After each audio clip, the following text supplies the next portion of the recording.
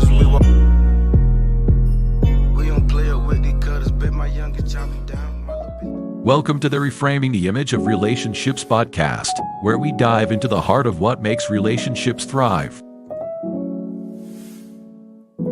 In a world filled with complexities and challenges, this podcast stands as a beacon of hope and wisdom, guiding you through the art of nurturing meaningful connections.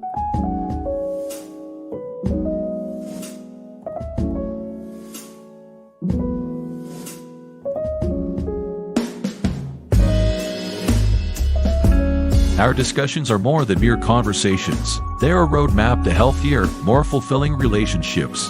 Whether you're seeking to deepen your understanding of love, improve communication with your loved ones, or find guidance in times of relational turmoil, this podcast offers a fresh, faith-centered approach to facing these challenges together.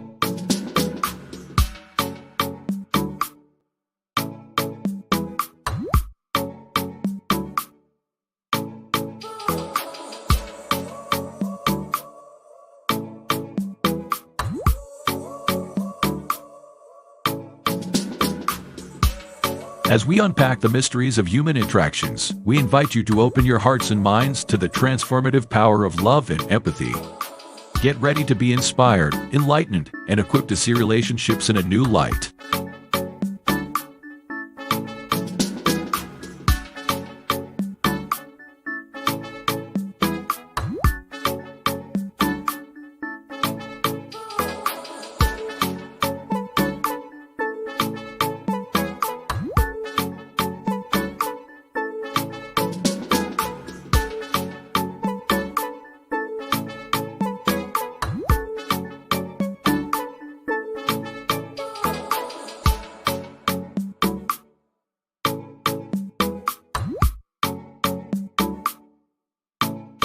And now, to guide you through this journey of discovery, please welcome your host, a visionary leader and a true catalyst for change, Dwayne Dwyer, but we affectionately know him as the Mindset Coach.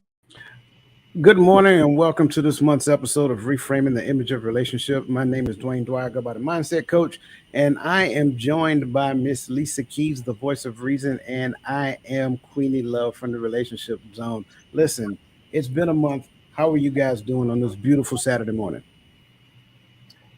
Fabulous. I will not complain. The sun is out. You know, I'm here, and it's been a month, like you said. Wow. Oh my. Absolutely. I second that. I'm doing wonderful. Will not complain. Will not complain. There you go. That's going to be the theme for the entire day. Will not complain, right? I love it. I love it. Listen, as always, it is awesome to be able to share the stage with the both of you to kind of unpack these things called relationships, because again, there's some questions that everybody would like to know.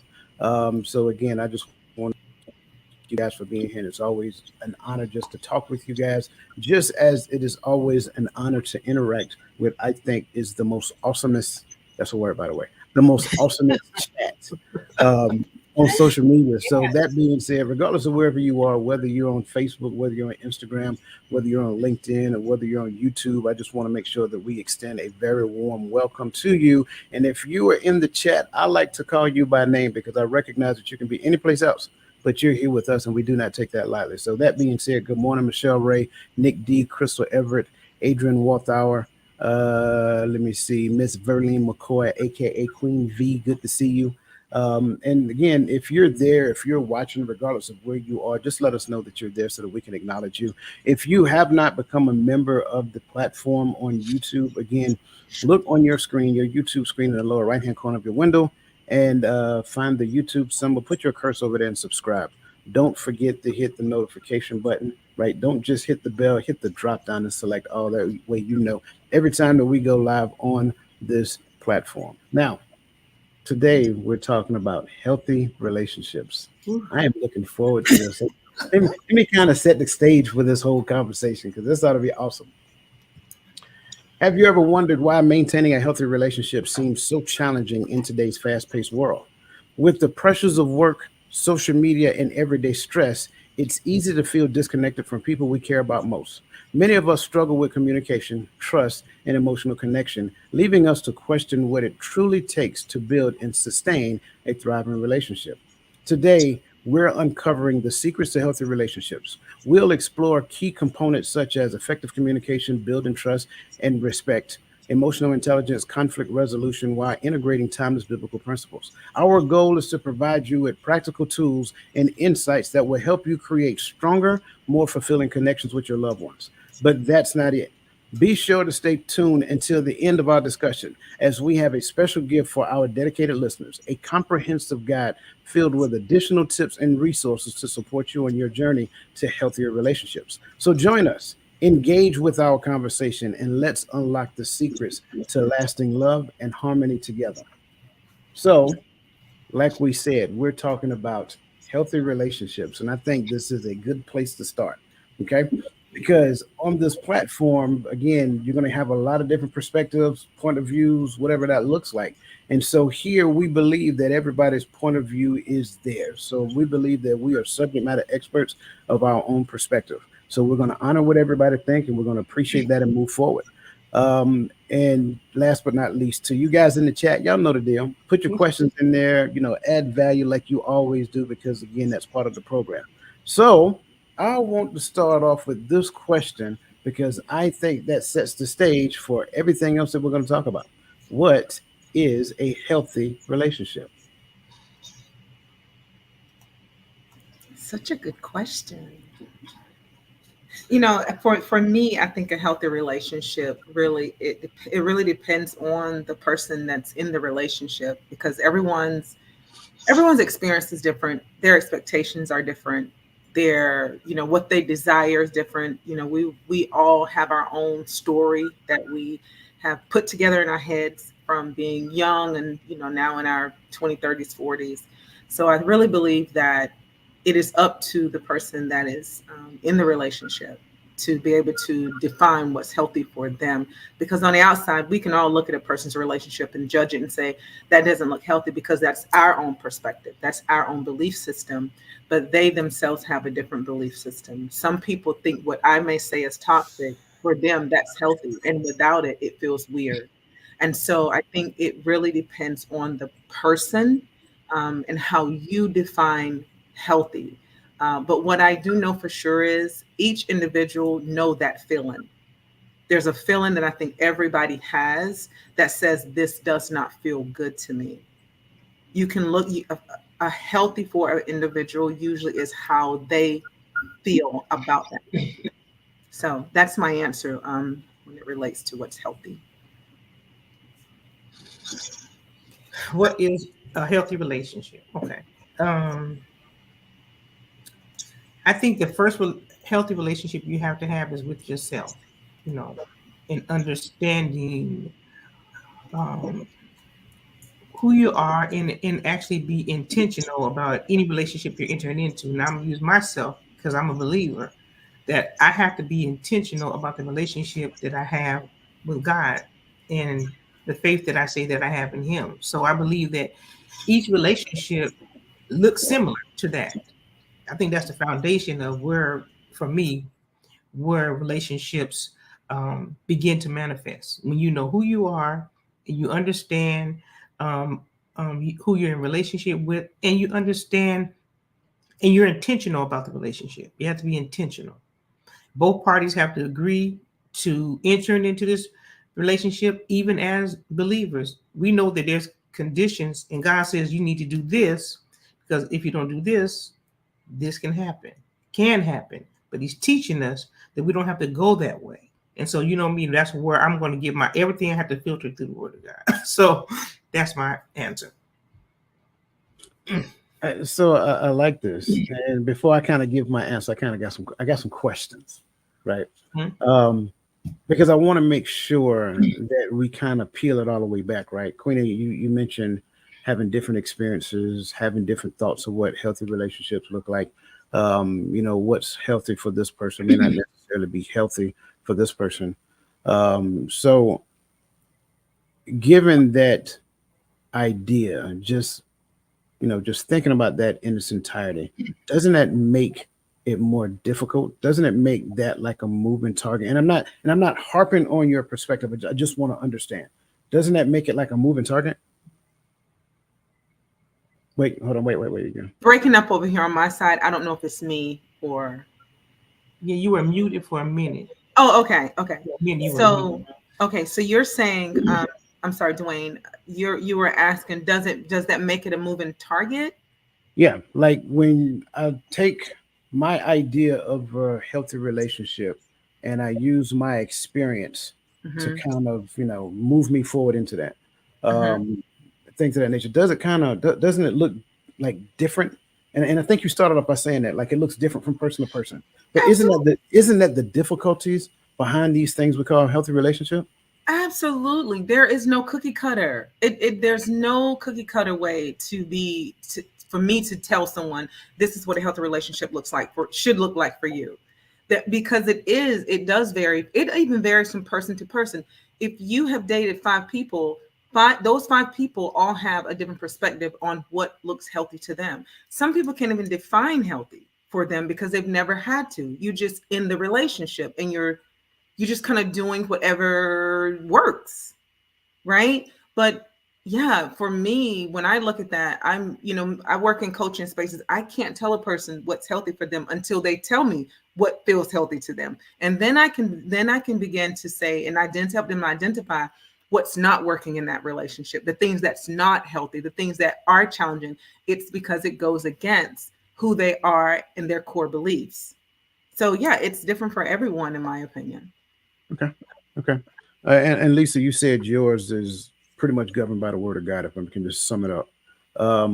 So for you, when we use the term healthy relationship for you, is that clear cut and definite? Well, if for a more, I guess, clear definition, yes, that is clear cut for me. But then there's also those aspects that we have to understand that when we enter into a relationship and we are merging our lives with someone, that there's a process of understanding and learning who they are. So we're not going to know the person, and I don't know if you can call that deem that as healthy or progressing, progressing in a relationship. Mhm. But we are all going to have to learn. We're all going to have to make some accommodations, and we're going to have to sit down together and say, "This is what it looks like to me." Yeah. But that's part of us being intentional about being in a relationship. Yeah, I greatly appreciate that. Because I want because I know that there are different perspectives of what is healthy. Mhm. Several. You can line 10 people up and they're gonna give you 10 different answers. And within the scope of that understanding that they give me today, kind of like Kendrick is saying right now in the chat, what they give me today is gonna look different in 2025. It's gonna look different in 2026. And again, that's one of the challenges as it pertains to it. And I really like this question because he asked, what if in the beginning everything is healthy about the relationship? At least we think it is. But as time goes on, goes on, you know, what was healthy is now no longer healthy. I guess my thoughts, you know, because again, I lived it, just being transparent. I guess my thoughts is, was it really healthy in the beginning, or did we think it was healthy because we had in our mind something else, or vice versa? You see what I'm saying? So that's my initial thoughts when I look at something like this, because this is a systemic story. This story right here goes from person to person to person to person. You agreed to it in the beginning, and again, it's not one side or the other, it's both people. You agreed to it in the beginning, and then as time progressed, it changed. I was looking at a video, and I think it was Denzel who was talking about it, and he used literally this scenario. And it's like as you grow comfortable with one another, complacency is easy to set in. And then next thing you know, somebody else comes on, and they're bright and they're exciting and they're vibrant and they're refreshing, and it's like, oh my gosh! And so it's like you're spending time with that person. But one of the things he said, remember the person that you first married, they were like that as well in the beginning.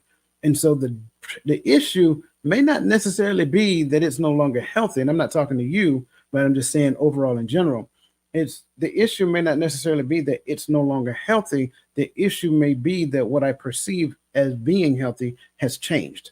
And so that's for me, and I have to say it that way. That's why I struggle with certain, not struggle per se, but struggle with certain concepts, because when we use certain concepts, it almost keeps it moving. And as long as it keeps moving, it's going to be very hard for me to attain it, because I'm growing every day. I'm not the same person I was yesterday. I'm not the same person I was last year, so forth and so on. That has to be a part of the development plan of said relationship.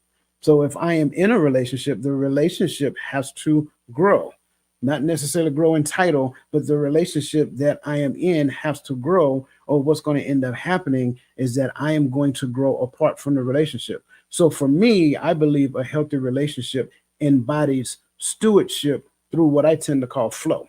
Now, when I say flow, I'm talking about being in step, right? So flow with the Holy Spirit. And I think it was Adrian who mentioned that it ebbs and flow. Absolutely.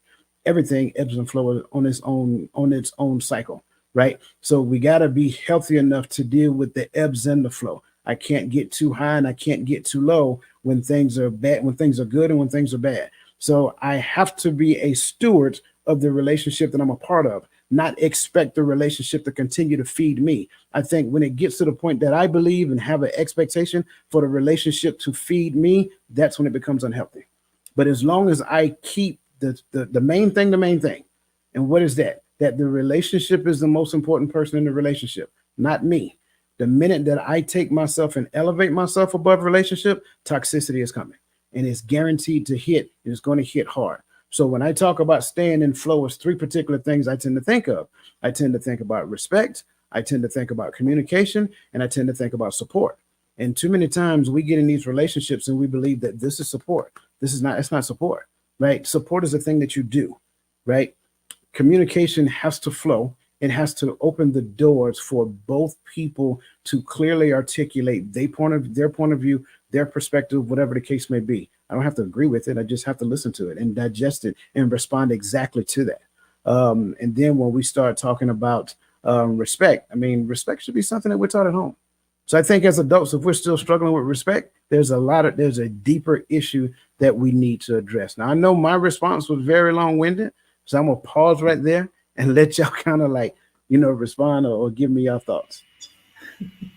I love your response, but I have a couple questions, Dwayne, because I know I don't come with all the answers, right? I come to learn, but I want to, I think it's important for us to understand, why are we even in a relationship, right? So like when you say, or when whenever it's all about servitude for someone else, right? For some of us, but what is the purpose for even being in a relationship? I'm not talking about to make children and all that, but what is one's purpose for even connecting with the person, if not to get something from the relationship? Regardless, we may not want to own that or say that, but we're all connecting to receive something. So whenever we're talking about what is a healthy relationship, this is why I feel like it's individually. You got to know you first and what looks healthy to you, and how do you convey that to your partner? How do you demonstrate that with your partner?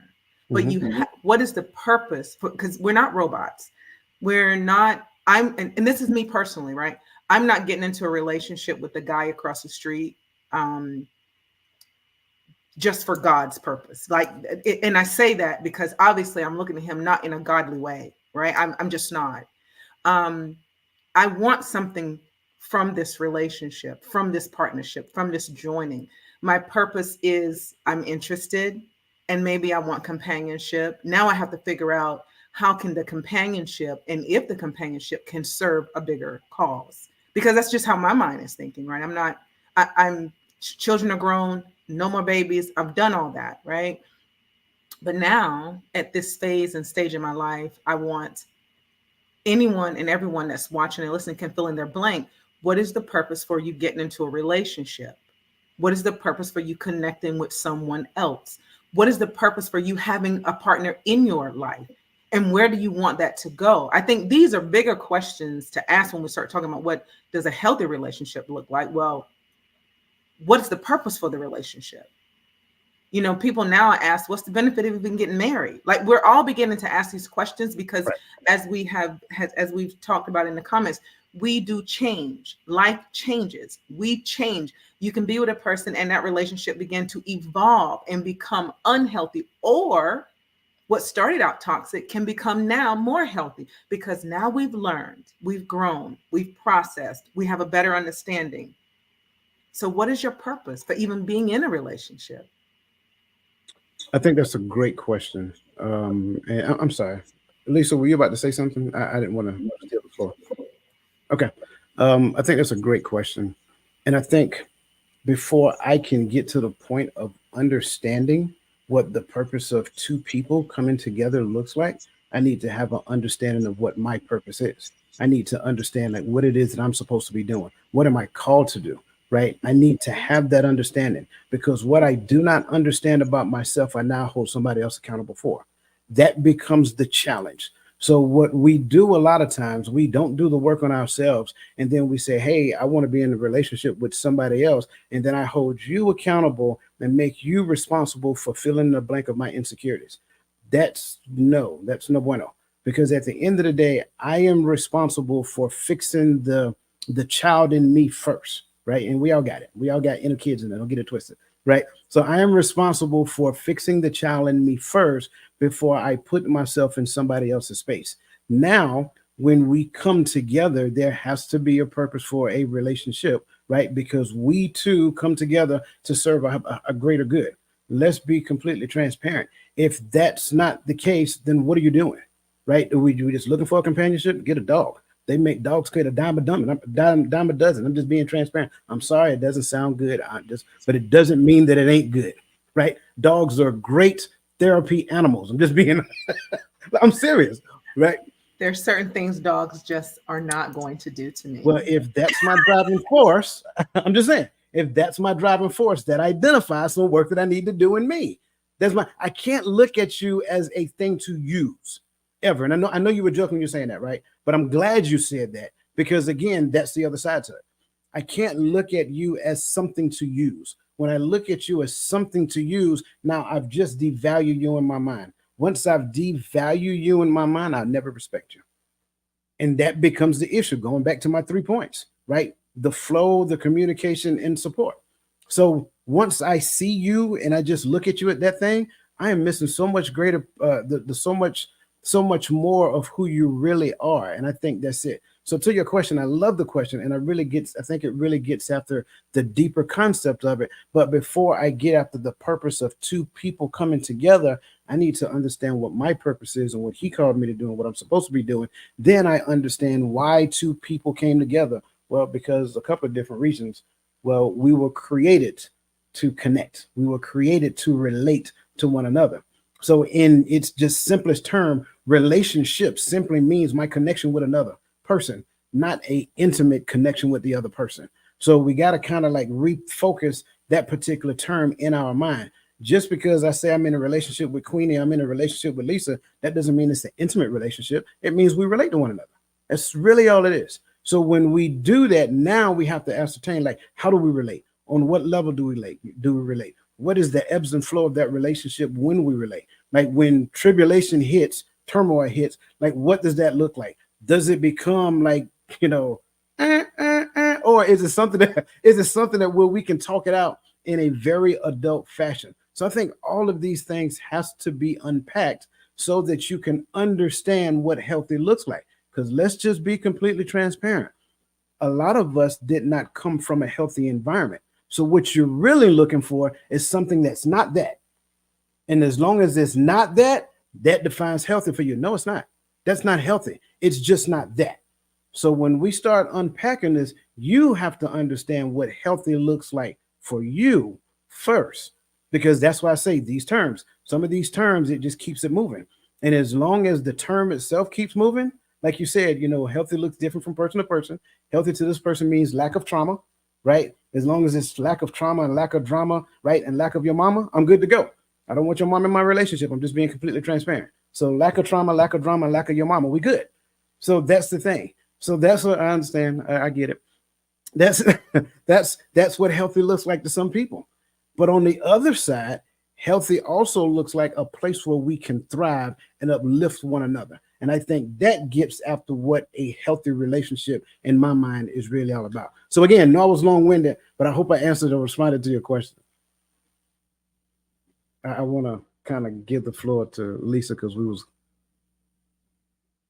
No, I was just. And sometimes you just have to listen. So yes, but I mean, I'm agreeing. We are human beings, and we have emotions, and we have feelings. It's just that we can't allow those emotions and feelings to make decisions for us. I think that's they can't be the driving force behind the decisions that we're making. So when we enter into anything, and we are entering into because we want something from each other. That's what relationship is. I have a relationship with my daughter. There's something I desire, communication, relationship with her. So we want something from each other in relationships that we have, and that's okay. But I don't think that, this is just my opinion, I don't think that having the expectation, and I'm going to quote something that Nick D said, that I need someone to complete me.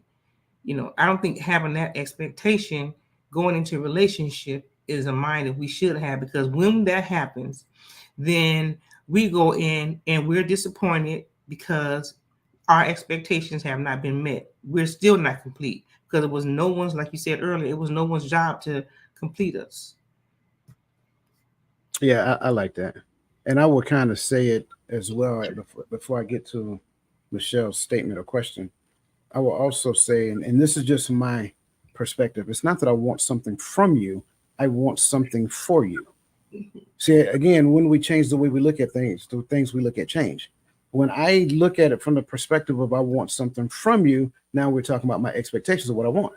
But if I look at it from the perspective that I want something for you, now it's like, how am I serving relationship, right? And if both people have that going into it, you're going to automatically receive.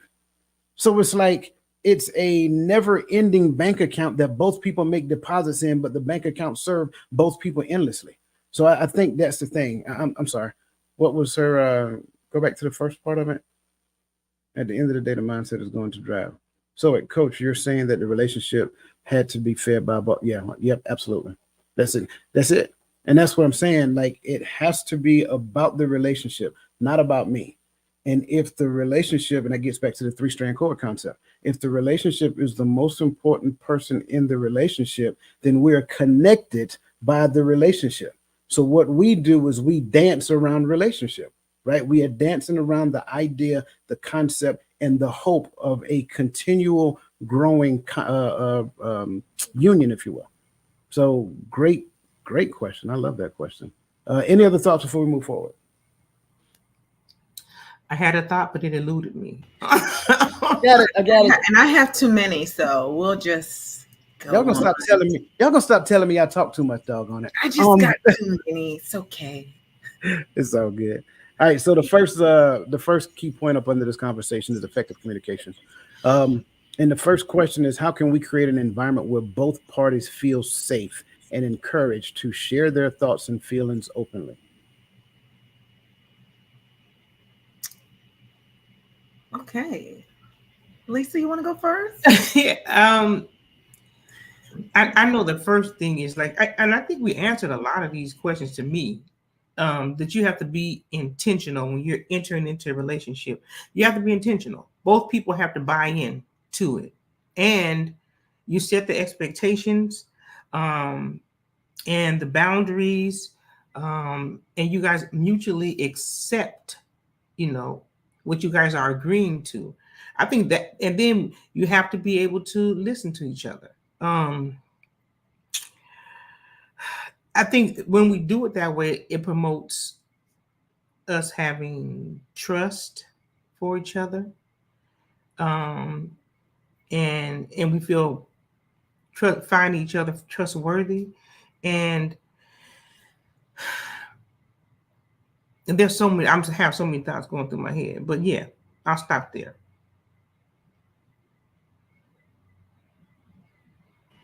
Okay. And another way, I'm sorry to cut you out, but another thing is when we're trying to have effective communication, when we're having these conversations, we have to listen to each other. We have to ask clarifying questions so we can understand what the other person is saying. And because our goal is to get an understanding so we can remain in unity, in harmony. That's our goal. So I think that when it comes to effective communication, I think those are some of the most important aspects of effective communication: listening to each other, asking questions so we can have an understanding, and not disregarding what the other person is saying. And just because we say that we understand what a person is saying, their perspective, it does not mean that we necessarily agree with it, but we are saying that we understand what you're saying. I understand what you're saying. I understand your perspective. So I'll stop there. Okay.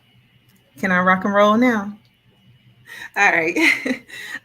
So my thoughts on this is, how can we create an environment where both partners feel safe? You know, and I know this is partly just my line of work. I go back to it. Not everybody's coming from the same space. So talking to your partner, you got to know who you're dating. You got to know who you are married to.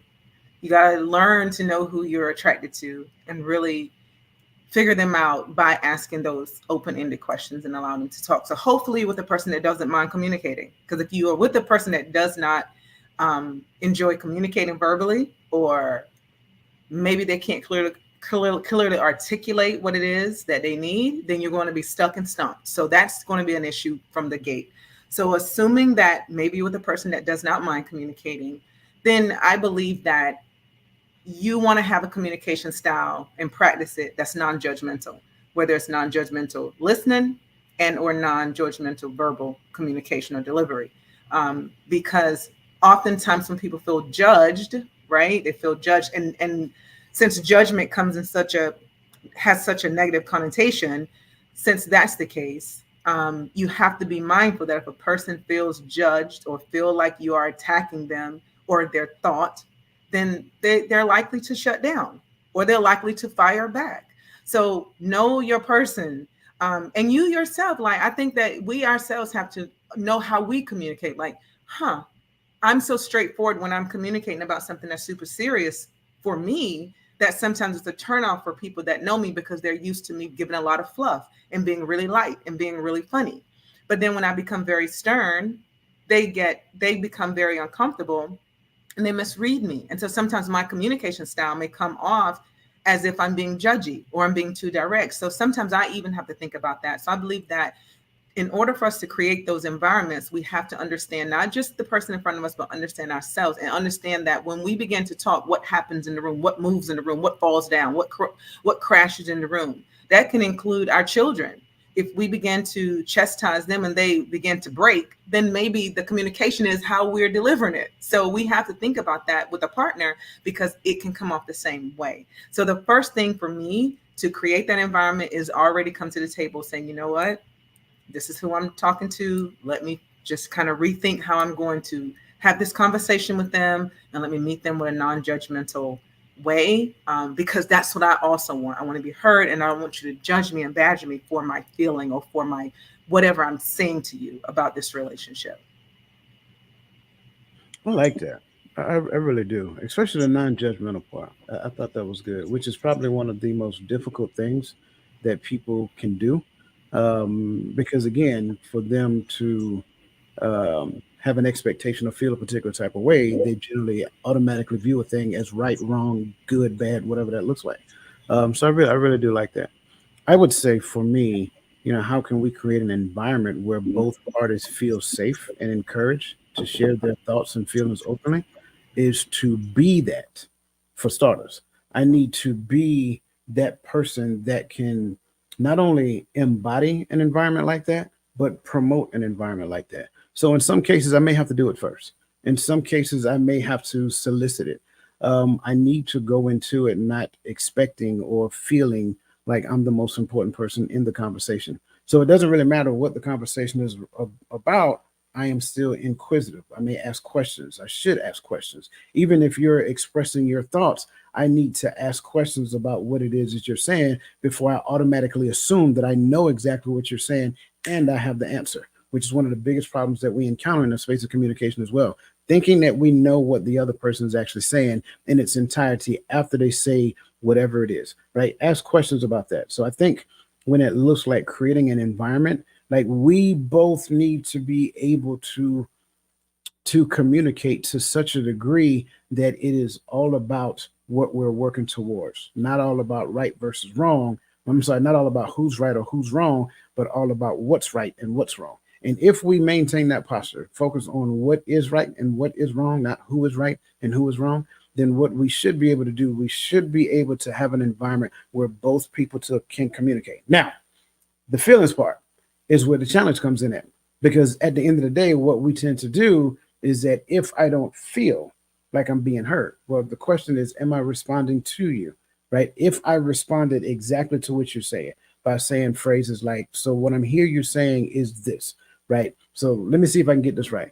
What I understand based upon what I just heard you say is that 1, 2, 3, 4, and 5.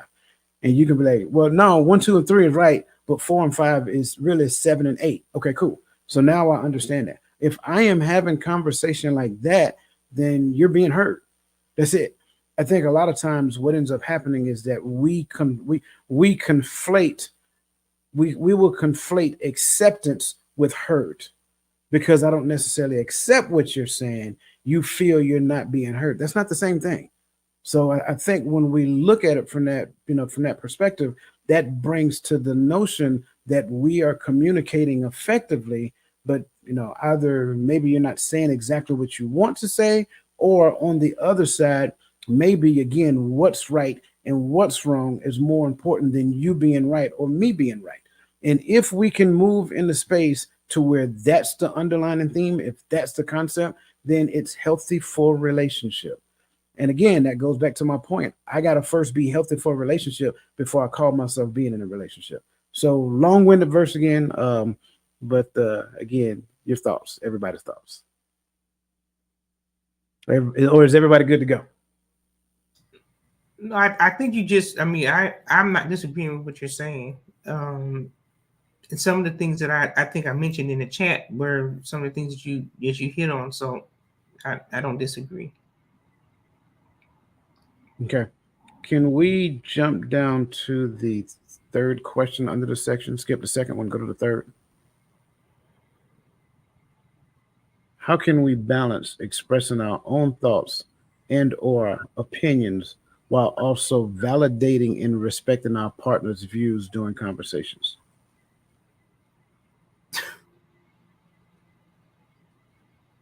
Why you laugh? Because that's a loaded question. I hate that you skipped the second one, but well, the reason why I say I hate you skip the second one is because I think some of the techniques that we're talking about in the second one will also help a person in the third question. While you're validating, it's important to validate people. I don't think that, that's something that we've learned, but not everybody has that skill because we haven't all learned why that's important. Some people don't even understand what the definition of validation is, right? Because some people feel that if you validate, then you are basically standing up and saying, I'm guilty for the accusation. So some individuals will not even validate because they're afraid of taking ownership of something that they do not want to take ownership of. But I think the importance of one, being able to express how you feel is one, getting it out of yourself, right? But also to let the person know on the other end that you do hear them, you do see them, that what they're saying is important to you and it should be important to you. And that's just my thing, because I still believe that we should create a safe space where feelings are allowed and not where we talk like you shouldn't lead with your feelings. You shouldn't be all caught up in your feelings. Well, love is a feeling. Anger is a feeling. Emotional, whatever is their feelings, and those things are very valid. They can become unhealthy. They can become totally out of control, but they are valid. And so when a person comes to you upset, frustrated, angry, feeling a particular way, if you've already created a safe space for communication, then some of that's going to become, oftentimes it can become tempered because they're at least being heard. Oftentimes people fight the fight because they feel like you're not here, you're not listening. I know for me, what I said to a partner in the past was, it's not that I don't hear you. Let me be very clear. I don't believe you. There's a difference. I don't believe what you're saying. So therefore, you feel that I'm not hearing you. I hear you. I don't believe it. So I like to be very clear, but we also have to be on the other side and be able to accept that. Some people aren't going to believe what you're saying. And although I may validate that you are feeling this way, I may validate that you feel that I've done this to you and this is the outcome, or I validate that I did do this and I did not mean for you to feel this way or for this to happen to you. I too have a perspective in this, and respectfully, I want to be able to convey that to you. And I just want you to hear that and to try to understand that even if you don't agree. So if you've created a space that you have a partner that you can communicate with, because some people are just not good communicators, not verbally. They'll communicate through actions, through silence, so some people are just not good. But if you do have a partner that's trying to communicate as clearly and as hard as you are, or on the other side, if you're doing it and trying to be as clear and you're working as hard as they are, then you will get to this point where it is okay to find a clear, clean, healthy balance of, I'm validating what I'm hearing that you're telling me. I'm calling it back to you, but I'm also sharing that this is what I'm experiencing as well. How can we work on this together? What's the collective space that we can find ourselves in together?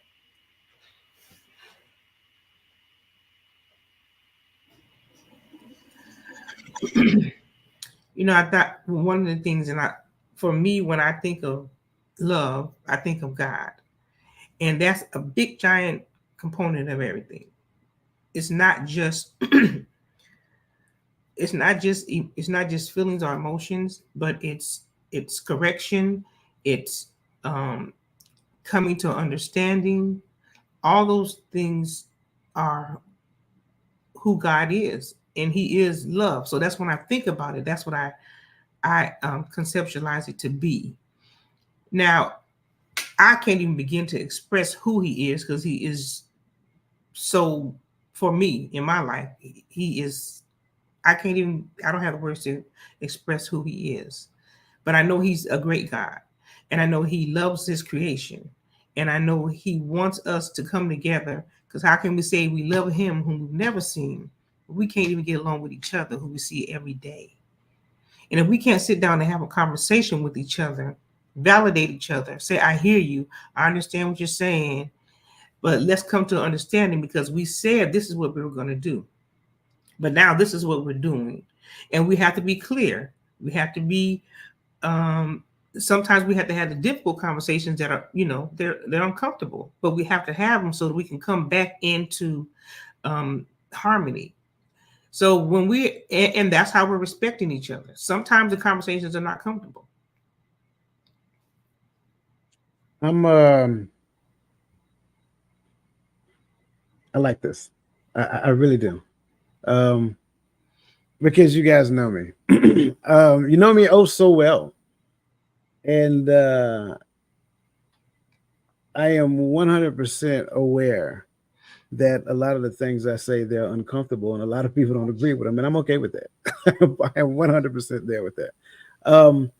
But I think the reason why I skipped the second question is because we can actually merge the answer of the second question into this question right here.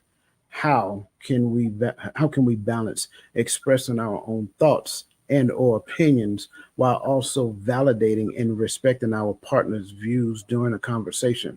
By number one, making sure that my feelings are now no more important than yours. That's for starters. Let me say that again. Again, sir. By making sure that I understand that my feelings are no more important than yours. Because when I go into the conversation with the expectation of you responding to how I feel, now we have a concern. It's not that I'm responding to how you feel. I'm responding to what I did. I'm responding to the information that you're giving me. when I respond to the information, that is the validation. I am validating what you're telling me. But if you're only telling me how you feel, there's nothing I can do with it. I appreciate you sharing that with me, but how can I fix that? I can't. In fact, it's like you give me some tea and this tea is disgusting. I told you I can't stand this tea, right? Okay, got it. Now that you told me about the tea, I can fix the tea. But you being disgusted about the tea, I can't do nothing about that. And I think too many times what we do is we hold people accountable for how we feel as opposed to holding them accountable to the information that we share. So the validation is always about the information. And if I can regulate how I feel to clearly articulate a complete thought so you can understand what it is that I'm saying, then we can have a healthy conversation. So that's the whole key that I need to understand. That's why I say it's not about me. It can never be about me. It has to be me humbling myself for the sake of relationship. So when I am talking with you, I have an expectation for you to respond to what it is I'm saying, not ignore what I'm saying to say how you feel. There lies the problem now because we're no longer communicating, we're debating. And when we do that, it does not have a precedence for an environment that says, hey, we can share thoughts and feelings in the space. I don't mind hearing how you're feeling as long as you don't make that my primary focus. When you try to make that my primary focus, there's absolutely nothing I can do. I am at a handicap because there's so many things that go behind why you feel what you feel. I ain't fixing to go back there and fix all that. So what you ain't gonna do is hold me accountable for all that either. And there is the problem. Listen to. I ain't fisting. That was intentional. that was intentional. I mess words up intentionally on purpose. Wait till I tell you about both of them. BOFUM. Anyway, my whole point is a lot of times we have unrealistic expectations for somebody else to do something that they were never supposed to do. How I feel about a thing is an indicator on where I am in the space of the thing and how it works with me. So when my emotions show up in relation to this thing, I can't hold everybody else responsible for how I feel. I need to first take a step back. I need to analyze, is this something that I can fix myself? Or is this something that was imposed on me? If it was imposed on me, now I can go have a conversation with the person who imposed it on me. But if it wasn't imposed on me, that's my job to fix. I keep talking about that letter from the IRS. You can call the IRS all you want to, but they're going to say, what you want me to do? Read the letter and get off my phone. That's going to be the end state of the answer, but it's going to be some person who get paid about X amount of dollars an hour to sit there and they're going to entertain your conversation. Well, ma'am, I'm sorry you feel that way. That's going to be the answer. But at the end of the day, are they really sorry? No, they just really want you to get off the phone.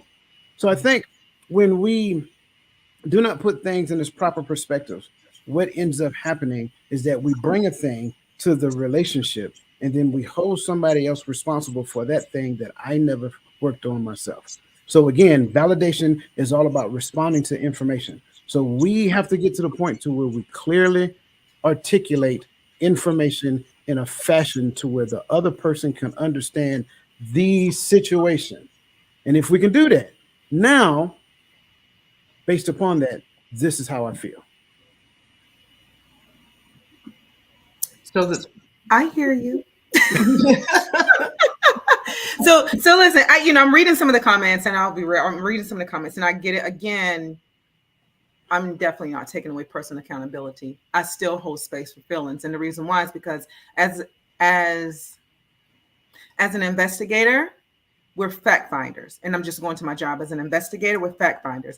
As an advocate, I get to the heart of the matter. There's space for everything. I respect both.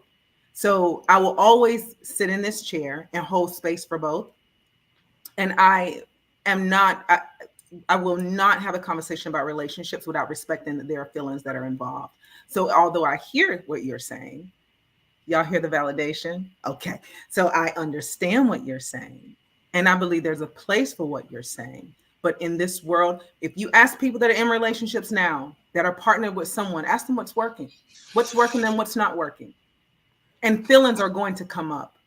You can talk facts all day in a relationship, but what motivates us in a lot of relationships and moves us in a lot of intimate relationships are the feelings. So we have to respect that feelings are real. We can ask people to put them, suppress them and all. Well, so We have to hold space for them. So I hear what you're saying, and I'm just looking at some of the comments, not omitting anyone from any accountability or any of those things, right. But just knowing that there are facts and there are feelings, right. And both of them hold space in the whole total person. Sure, absolutely. And again, I'm not saying that feelings are invalid. That's why I made sure I put them in the proper place. A lot of times what ends up happening is that we don't put them in the proper place. We put them first. When they come first, like you said, I'm an investigator. You got facts and you got feelings, Absolutely. right? So again, we're saying the same thing. We're just saying it from a different perspective. Well, yeah, because I have to wear two different hats, right? Sometimes I have to wear investigator hat and it's all fact finding. Right. But then I have to put on my advocacy hat and I have to get to the heart of the matter. True. And both of those go straight to Congress and help to create legislation. You get what I'm saying? So it's important for both of those. Right. I got everything you're saying. But if the information don't line up with the feelings, then what do you do?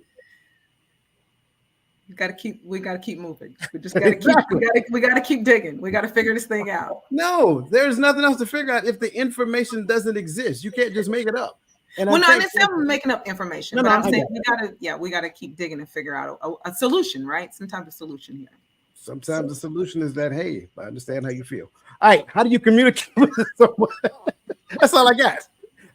How do you communicate with someone when that person refuses to listen to you when you try to communicate with them? Yeah, that's a huge challenge. And sometimes people have not developed their emotional intelligence enough to have a conversation. And their style of communication may not be yours. So their lack of communication may be all that they have, all that they're choosing to give you, or just all that they know. So you have to decide what you want to do with that. It's really not about them. If they want to learn more, if they want to, sharpen their skills or even pick up skills, then there are places and, that you can go for that. But if that's not the case, then honestly, to me, you're fighting a losing battle. And either you got to decide, if this person never changes, am I okay with this? Can I manage that? Or is this how I want my life to be when communicating with them for the next 5 years? And I don't care if it's an intimate partner or a child, you really have to reset your expectations on what if this relationship or this communication never changes. So just want to make sure I'm understanding what you're saying. You're saying either we come up with what that communication needs to look like, or we pull out the communication. I just want to make sure I'm clear. Well, yeah, I mean, it depends on how. Just reading this question here, how important is it to that person, right? If it's super important to you, then what are you willing to do? Like, if they never ever changes, are you okay with this? Because people don't have. Sometimes they can't give you what they don't have, and when we use the word refuse to listen to you, is that really what they're doing? Are they incapable of even processing what you're saying? And if someone refuses to listen to the message that you're giving, how important is that? How important is it for you to be heard? These are questions you have to ask yourself and then make a move for yourself, not for them. And if I can add, the refusal is an indication that maybe there's something in you that you have to examine as well. If there is this contention that's always going on. So in relationship, both individuals are responsible for that communication and examining themselves during that communication. Yeah, I agree. I wanted to add something you guys were saying earlier when it comes to emotions. When I was reading this question and also sitting down and considering it, the emotional intelligence part. The only thing I could go back to is this incident or this experience that I had when I was so emotional about this situation that I was going through. My emotions go up, my cognition goes down, and so I'm crying, I'm emotional about it, and I can hear the Holy Spirit saying, "You can't hear me." So if I'm crying, if I'm emotional, and my cognition is going down, and I can't hear, I don't even have the capability of hearing what someone else is saying to me in those times. This is where my emotional intelligence is developing. And I think that's something that has happened. A lot of time it happens with us as women, because we've been taught historically our tears are what are we that people will respond to, our tears. And so when it comes down to I would say weaponizing our emotions sometimes, because that's what happens sometimes.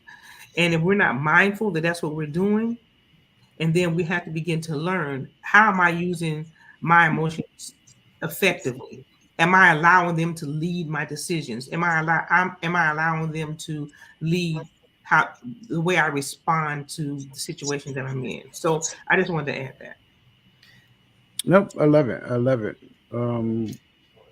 Yes. I'm sorry. So, Lisa, I respect what you're saying. I just, when I hear a woman say to me that we've weaponized tears, right? Again, not to say that has or has not happened, but where does that thought come from, right? And again, I'm not saying that it hasn't been done, because whether it's tears or coercion from a man, manipulation happens. Whether it's tears or advice or guidance from a man, manipulation happens. It doesn't only happen because we're tears. We have preachers that are manipulating people. So I think that when we start labeling that, it can be a little bit it can be a little dangerous in certain environments. And here's why. One of the reasons why we do not want women to become the president of the United States is because we feel that women are too emotional. I'm here to say absolutely not. Women are very smart, and we can be in touch with our feelings, our emotions, and manage a company and manage the United States of America. So I believe that we allowed people to tell us that emotions are bad.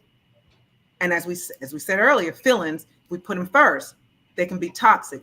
But why not have a place where you can cry, get it all out, come back to the table and renegotiate the terms of your conditions? There's nothing wrong with that.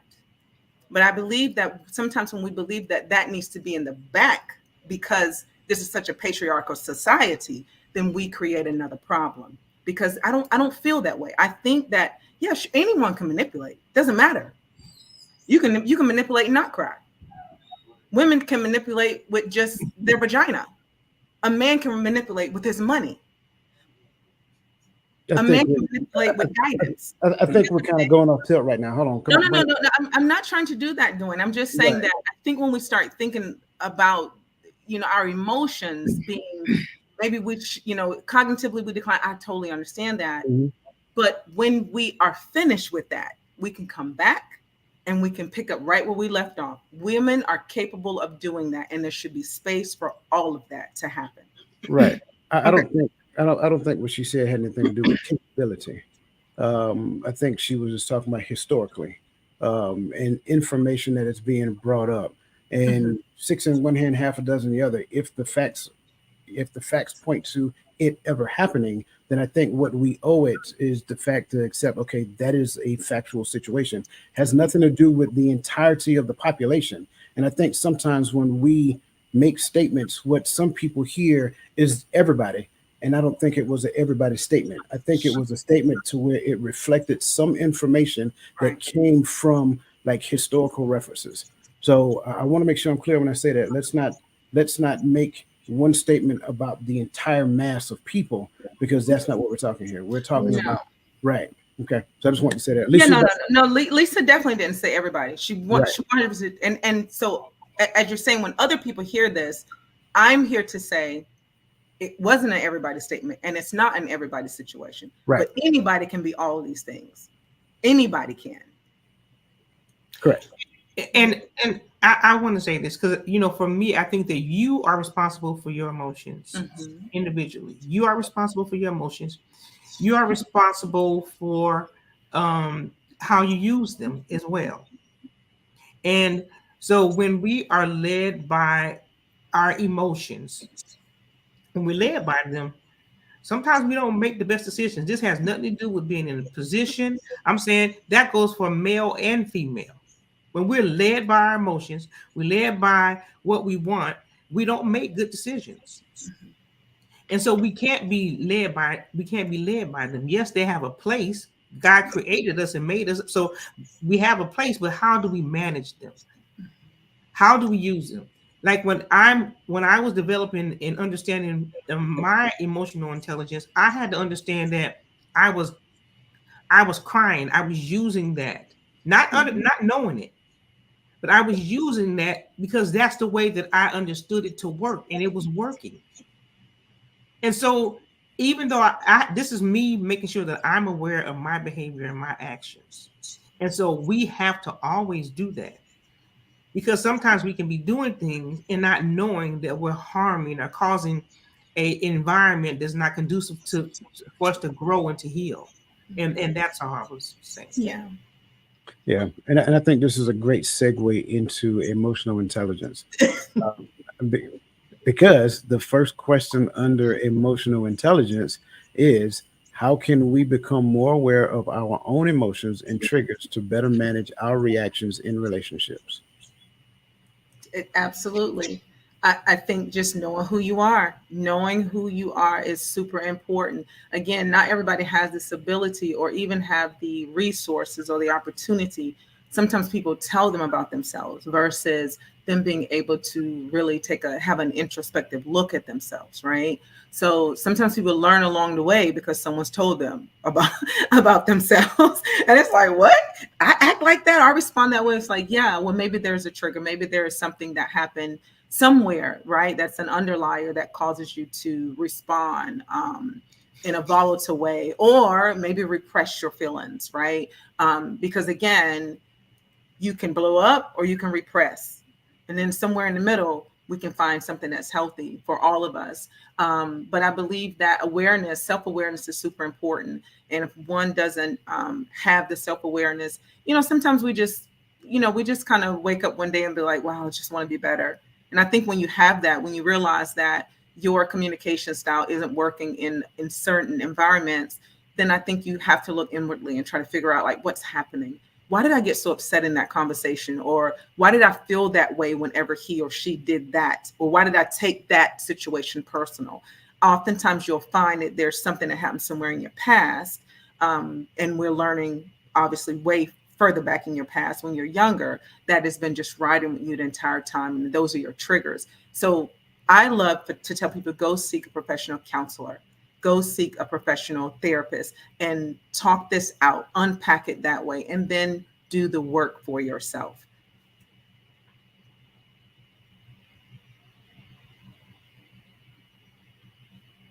So I was responding to the chat. I agree. Self-awareness, self-reflection, I think is one of the most important things that we can do in emotional intelligence. Because if we're really honest, and you may not even like what you discover, but if you're really honest and you put yourself out there and you really truly examine yourself, and you're gonna say, because we have blind spots. And if we truly examine ourselves and then we discover what we need to work on and we begin to work on it, it helps us in the way that we communicate. For me, I learned the emotional intelligence thing was a big undertaking for me because I had to go through the process of learning how I was ineffectively communicating and using emotions. I didn't even know it. It was a blind spot for me. So once I knew, it helps me to make more better. I mean, when I say I have more clarity, when I hear things, I can consider them, I listen to them, and I filter them, and I try to make sure that when I respond to them, I'm not responding from emotions, but as Coach was saying earlier, the facts, the information that's being presented to me right there and in there. Because if we keep the main thing, we can come to a conclusion and there not be a lot of confusion. I didn't mean for that to rhyme, but it did. But That was good. but yes, that's just a part. of it. I think the biggest thing is us understanding how we communicate and how effectively we need to communicate. I'm not saying leave emotions out, because emotions are part of who we are made up of, but make sure that you manage them and you don't allow them to lead again out. Just say that again. I like it. I agree. I like the fact that you brought up blind spots, because that means when it comes down to me, I can't reject any information that I'm receiving from someone else. If someone tells me something about me, I at least owe it to that person, and more importantly to myself, to consider what they're saying. Whether I believe it or not, probably more so, kind of like what Queenie said, probably has more to do with my past, right? My prior conditioning that leads me up to this point, that thinks that I'm just awesome, great guy, right? But at the end of the day, if somebody says, "Hey, you might have a bias," or whatever that looks like, then I need to kind of consider that. Or when this happens, this is kind of like your response.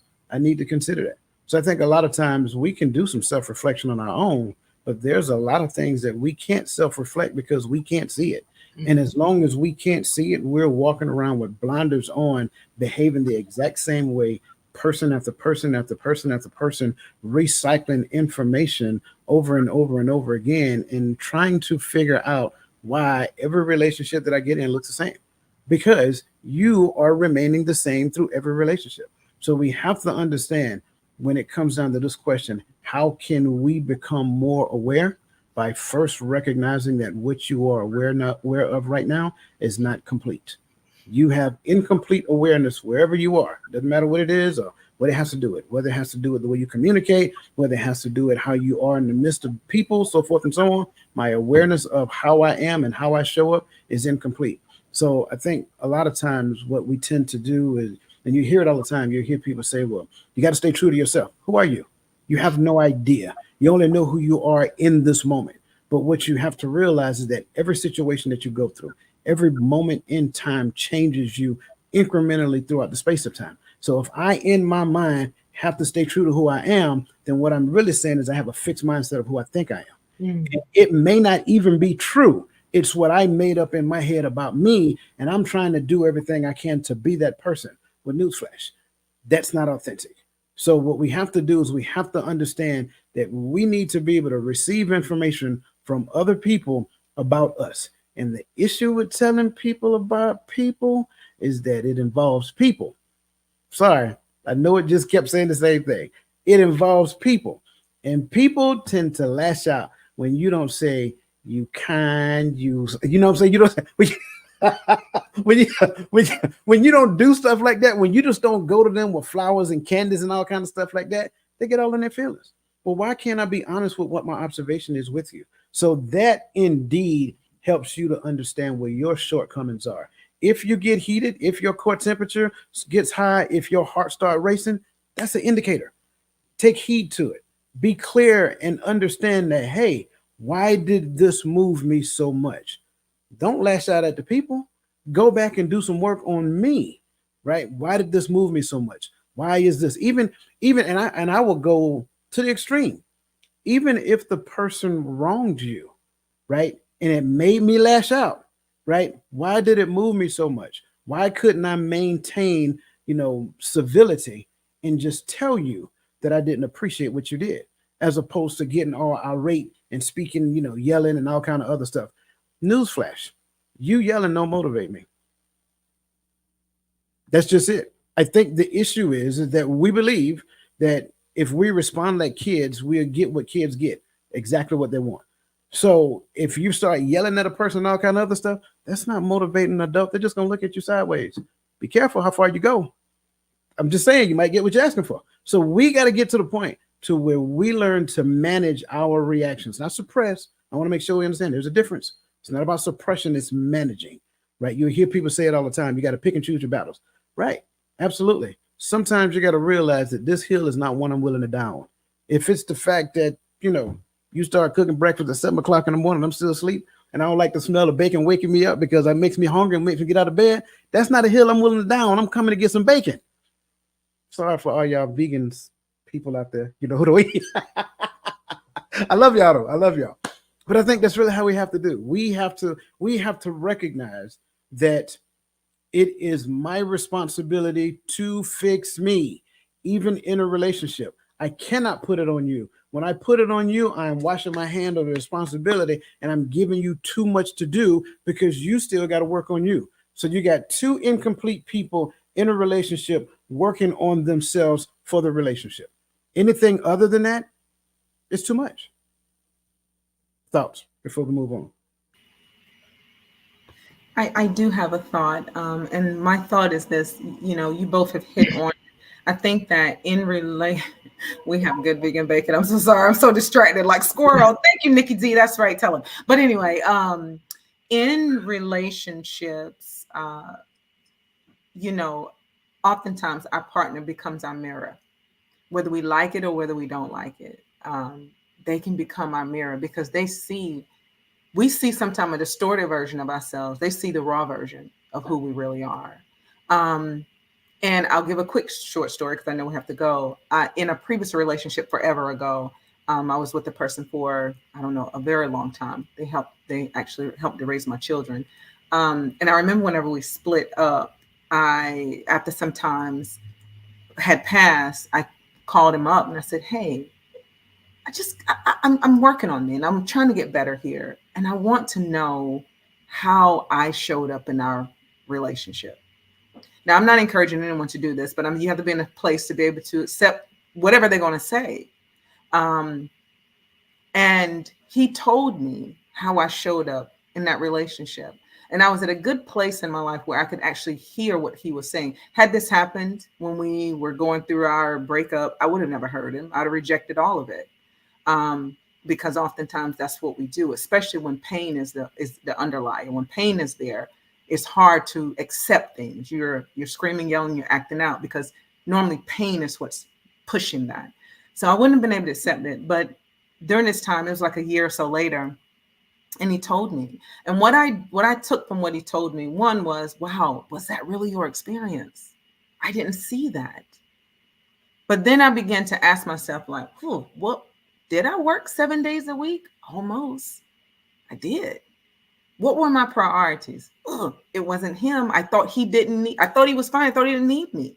I thought it was just good enough for us to be together and not really have a need in this relationship.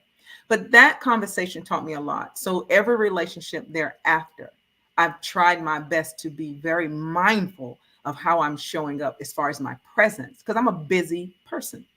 And that can be a problem in a relationship. Imagine if I wouldn't have allowed that opportunity to happen, I would have never grown from that relationship. I'd have been doing just what you said, Dwayne, I'd have been the same person in every relationship. And likely, because I'm attracted to a certain type of person, I'd have probably attracted the same kind of person and been showing up the same way for that person.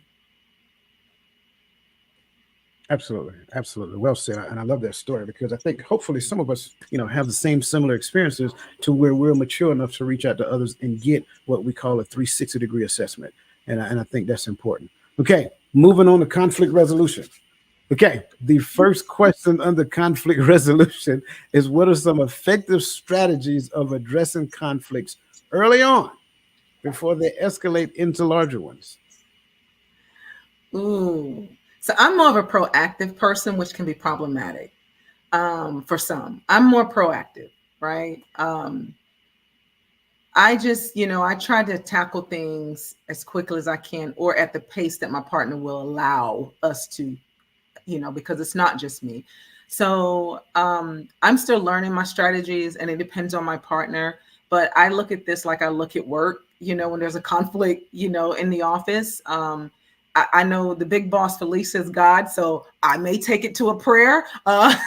But secondly, I definitely just I try to handle it at my level, which is by communicating and talking to the person and remaining calm. Like I try my best to remain calm. And so sometimes that means I can't address it right in the moment. I have to go take a run and come back and then be like, whoa, okay, can we take a shower together so we can talk this thing out? I mean, I have to make sure I set I'm just being honest, right? Works with this. Yeah, I have to create certain environments, right? Where it's not a threatening environment, right? So because where there is conflict, that's an opportunity for the devil to completely separate, right? And if I don't want that, if I'm here trying to build and develop a healthy relationship, I got to set the atmosphere for that. And I'll take that on myself, and I'm hoping and praying that they're doing the same thing. But definitely, I like to just get ahead of it when I can, and talk about it in a very non-threatening way, and really, check myself and try not to get, out of pocket, because I'm really trying to de-escalate this. So I try to remain calm in that conversation. Yeah, so I look at it the way I look at work, except the shower. I'm the heathen on the panel. It's all good. I'm good with it. I'm good with Don't it. do that. Nobody's labeled. We're not labeling nobody. It's me, honey. I'm a label me, boo. I know me. Labeling You ain't know me. I am an unapologetic troublemaker. I'm okay. That is a form of self-reflection. I'm just saying. I guess I would say in this question, what are some of the strategies for addressing conflicts early?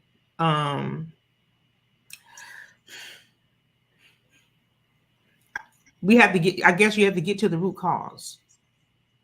So again, I think everything, when I was looking up these questions, everything went back to communication. It seems like everything went back to communication and conceptualizing or examining the information that's before you. So if you don't sit down and address the root cause to what's going on or what's potentially can happen from the situation that you're in, and then figure out how you got there, that will prevent some of the unnecessary drama that can happen in your life from not sitting down and dealing with something early on. So I think that is one way, is to sit down. That's a strategy.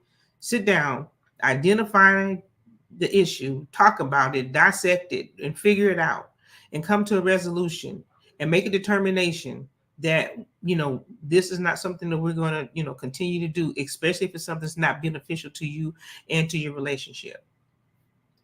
And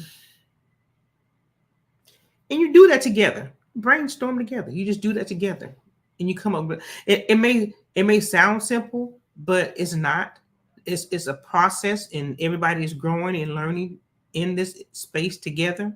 And so to be able to sit down and brainstorm and come up with a resolution when you identify something is happening is a skill that you have to learn to do in a relationship. I like it. I like it all. For me, since we're getting short on time here, I think for me, the most effective strategy for addressing conflict is before conflict comes about. So we talk about the what if, what I'm saying, prior to. It's almost like, and I hate to use this term, it's almost like wargaming in the army. So when we get ready to fight a battle, we look at like potential scenarios. And those scenarios talk about what the enemy is likely to do. Not that your partner is the enemy, I'm just saying, right? What the enemy is likely to do. Well, if the enemy does this, then we'll do this, right? So it's called action, reaction, counteraction. So it's almost as though what we're doing is we're identifying potential problems that could arise. And if they do, how are we going to respond in the midst of those? And I think what that does is it kind of gives us a playbook on how to do this thing called relationship. Again, you got it. There are going to be some, what we tend to call the fog of war and all that other great stuff. Make no mistake about it. The enemy is the adversary that's trying to tear the relationship apart, not the person that you're in relationship with. I don't care how they make you feel. They're not the enemy. It's the adversary that's trying to tear you two apart. So you need to devise a plan on how that's going to work if it was to happen. And I think the most effective strategy to handle this is before conflict ever shows its face. And you talk about those two going forward, because now what am I doing? I am actually giving you like the blueprint of how I would potentially respond if this was to happen. Not that I'm going to lose my emotions or anything. No, I'm just telling you, this is likely the response. Now there's a caveat. When we start talking about showstopper, leave.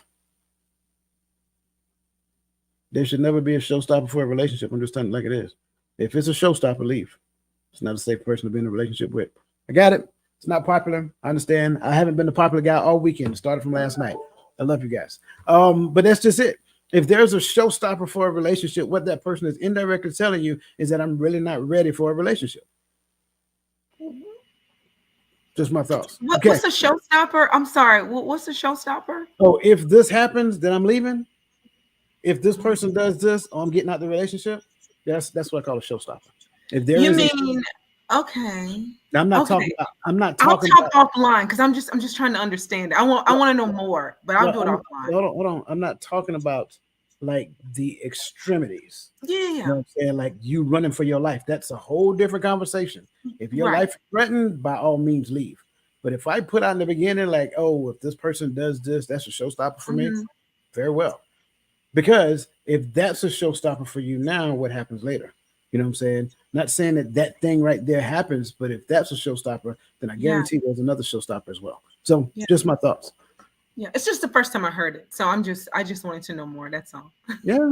Oh, I need to talk to more people. Okay. What if there's no indication of a conflict in a relationship that you can see or hear until it's too late? Then hopefully, in my opinion, then hopefully what you've done is you built up enough grace within the both of you to be able to handle the conflict to the advantage of the relationship and not to the advantage of myself. If I'm doing it to the advantage of myself, that means I have not built up enough in the relationship yet. But if I'm doing it to the advantage of the relationship, then what we should be doing now is working to get beyond the conflict for the sake of moving forward. Like case in point, I'll give you a perfect example. Queenie says she got to go for a run. Won't fly with me. I'm sorry. We're going to talk about this right here and now. You can't regulate. Hey, we got to talk about this. I'm sorry. What you ain't going to do is, we talked about this a few months ago. Now stop it. You ain't going to leave and come back 4 hours later talking about, hey, I'm not stewing in this mess. We're going to talk about this right here and now. That's what we're going to do. That's what we're going to do. I'm just saying. No, you may not even know. I'm just going to go take a run, sweetheart. I'll be back. But if it's a known conflict, that's all I'm saying. Sure. I think, and that's just my take on it.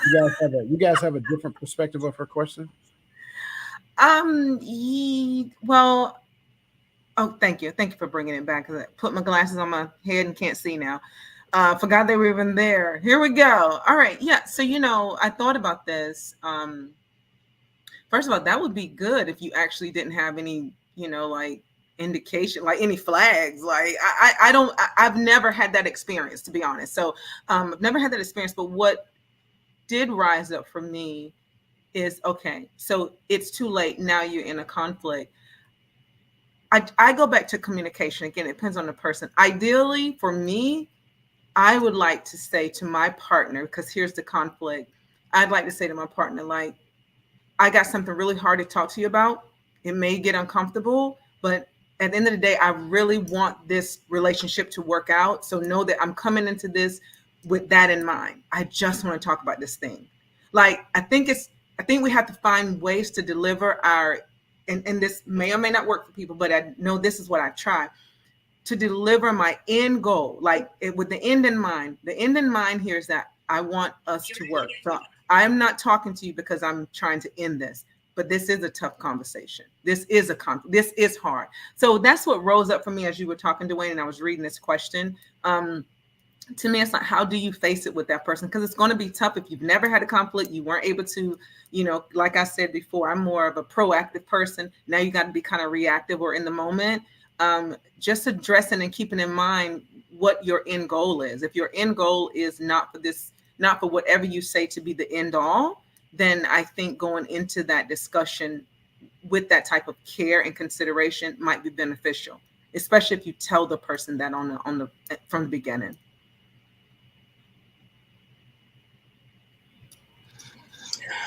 So when I look at the question, I'm thinking, is this a new relationship or is this an older relationship? So if there's no indication, I am thinking this is something fairly new. Because if you've been in a relationship with someone for any period of time, you kind of get to know the person, you understand their behaviors. And so If there's no indication of the conflict and you have the ability to address it and sit down and talk about it and come to a resolution, that's a good option. But if there's no indication, it may just indicate that you may not know the person that well. And this is going to be the beginning of one of the lessons you learn in understanding and learning that person, if there's no indication. I'm gonna be honest with you. If we ain't got no conflict, I don't trust you. Listen, I really do believe it. I'm joking when I say that, but I'm serious as well. I think conflict has the potential to yield something beautiful on the backside. And I think going back to Quinny's example of working, right, when you start looking at the stages of team development, right, forming, storming, norming, and performing, the reason why the storming stage is left to the individuals to work through on their own and the supervisor don't get involved, because once they come out of forming and move into norming, they really start caring about one another. So it is inevitable in a relationship that you're going to go through conflict. But if you keep your head on right, going through conflict, when you come out, you should be better than what you were when you went in.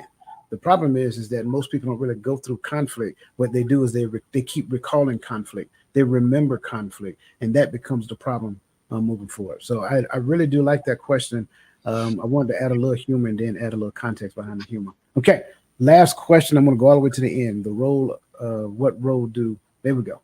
What role do compromise and collaboration play in finding mutually satisfying solutions to conflict? And how can we foster a collaborative mindset in our relationship? As soon as I saw the word compromise, I wanted to throw it out the window, throw the whole question out the window. I ain't fooling with you today, Dwayne. I ain't fooling with you. So Lisa, you take it, because I ain't fooling with Dwayne today. It's a trap for me. He knows it. He knows why I'm saying that. Compromise and collaboration, huh?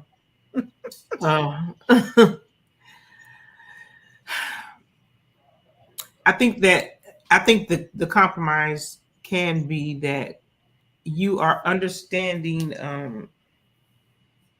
their perspective. Okay, you understand their perspective, and you may not collaborate. You may not agree with it, but you can say, I understand what you're saying. I get it. I get what you're saying. Now, that does not mean that I accept it, but I do understand what you're saying. Now, where do we go from there? How can we, in a relationship, how can we come to a conclusion about my perspective and you not necessarily collaborating with it? I'm going to let y'all figure that part out. See, Lisa, the reason why I'm not messing with Dwayne on this one is because we have had exhausting conversations about my thoughts on compromise. So what I will say to anyone is this: it is important for you to find a way to collaborate with your partner. That's the reason for partnership and having a teammate, is to not stand necessarily across from them, but to stand beside them. So find a way, find a partner that wants to collaborate with you on a life, on a future, on whatever that end goal is. And you show up the way you should show up, and you want them to show up the way they, and you've got to have that conversation. We've talked about it numerous times. What does it look like? What does it look like to you? Question I've asked people before: have you ever been in a healthy relationship? And what was that? You would be surprised at how many people cannot truly say they have. No. Even been married. Have you ever been in a healthy relationship? No. What was that? So we're all broken. We all said that we're broken in some places, right? We're all on a journey of repair, whatever that looks like. So finding a person that can own that and collaborate with you, and being able to talk it through and work it and check in with each other daily is super important. Check in with each other monthly, super important. Really being able to be open and honest about it, that's super important. So that's all I got. I'm not fooling with him on the word. You see, I'm staying away from it because I'm not messing with Dwayne on that. It's a trap for me. Oh, come on. No, I'm joking. No. Okay, no. So just I would say it so I can, add some context to what they're saying. I don't believe in compromise. I think compromise is a ruse. I think there's there's incremental sacrifices, right? When we say that I am going to compromise, which means that I'm going to give up something, which is a sacrifice, by the way. I'm going to give up something so that you can have. And then in turn, you're going to give up something. That's called a sacrifice. Like the world wants you to be compromised. No, it's called a sacrifice. You sacrifice something for the greater good, right? There is no sacrifice in right versus wrong. That's just it. So if we have a mutual mindset, in this relationship, which in turn, which is the only reason we got into the relationship in the beginning, I think, if we thought pretty much had very similar belief systems, I think that would be the driving force behind the relationship. But if we have very similar belief systems, then what we should be doing is identifying what is right and what is wrong within the scope of that belief system. And if that's the case, then compromise goes out the door. And what we do, we work together according to the belief system in the direction of the relationship, in the direction that we have planned to go for our relationship. That is collaboration. We're working together, serving one another, moving forward. What does that mean? Well, that means that in certain situations, I am the one that is leading the path. And in certain situations, she is the one that is leading the path. But here's the best part about it. When I am leading, she doesn't feel any lesser than the person. When she is leading, I don't feel like any lesser of the person. In fact, I say it like this. She leads when it is more along the lines of the skill sets or the things that she is very good at doing. So I set the conditions for her to excel for the greater good of the relationship. And then on the other side, it works the same way. So that's what I believe when it comes down to fostering a collaborative mindset. Right now, what I'm seeing is that relationship is a space where competition exists far too much. People are competing against each other in the space of relationship. And what are you in a relationship for if you're competing? I think that's the most ridiculous thing I've ever heard. So I think, kind of like, in my opinion, that's kind of like sums up this question. Again, we work together for the greater good. There's no compromise. There is only sacrifice for the greater good. We exercise the law of sacrifice continuously moving forward. So that said, I'm sorry, somebody say something? Are you saying compromise would indicate that someone else has a more leverage? No, I'm saying if sacrifice exists and it is governed by a law, then why are we talking compromise? Okay. You see what I'm saying? Like it's just another word that was injected in and say, hey, use this word instead of sacrifice because sacrifice is a guarantee that there's going to be a greater good. So instead of using that, just use this one and it'll be all right. So that means you give a little bit and I give a little bit, but both of you sacrificing.